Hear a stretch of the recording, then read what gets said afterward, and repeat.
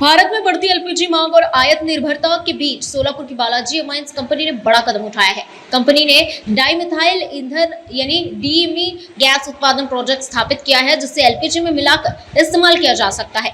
Company के MD Ram Reddy के अनुसार कई यूरोपीय और पश्चिमी देशों में एलपीजी में 20% तक डीएमई मिश्रण का उपयोग किया जा रहा है। सोलापुर में स्थापित किया अत्याधुनिक प्रोजेक्ट प्रतिवर्ष 1 लाख मीट्रिक टन उत्पादन क्षमता रखता है। डीएमई को स्वच्छ और प्रभावी वैकल्पिक ईंधन माना जा रहा है, जिससे एलपीजी आयात पर निर्भरता कम होगी और विदेशी मुद्रा की बचत संभव होगी। कंपनी ने केंद्र सरकार से इसका उत्पादन को जल्द मंजूरी देने की मांग की है, ताकि देश ऊर्जा आत्मनिर्भरता की दिशा में आगे बढ़ सके। नमस्कार।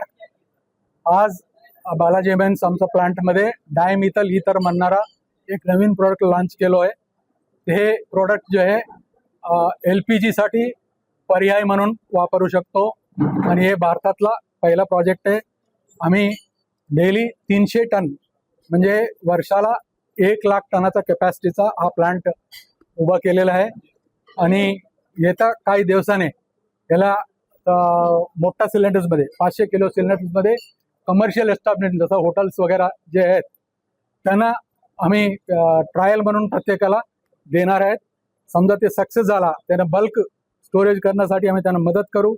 त्यांना काही टेक्निकल इन्फॉर्मेशन पाहिजे असेल तर आमचं टीम जाऊन ते वापरण्यासाठी काय काय करता येईल हे करून आसपासच्या जिल्ह्यामध्ये सुरुवातीला आपण कमर्शियलसाठी देणार आहोत। हे तुमचा वेल्डिंगचा गॅस कटिंग गॅस वेल्डिंग आणि कुकिंगचा म्हणजे कमर्शियल एस्टॅब्लिशमेंटमध्ये डोमेस्टिक एवढ्यासाठी मरत नाही। हे डोमेस्टिकमध्ये त्याचा सबसिडी वगैरे जे आहे आणि त्याचा बर्नर वगैरे लहान असतो ते बदलण्याचं येईल। आणि हे bulb industry, bakery industry, biscuit industry, ceramic industry याच्यामध्ये वापरला जातो। हीटिंगसाठी सध्या LPG वापरतात, त्याच्या ठिकाणी हे वापरतात।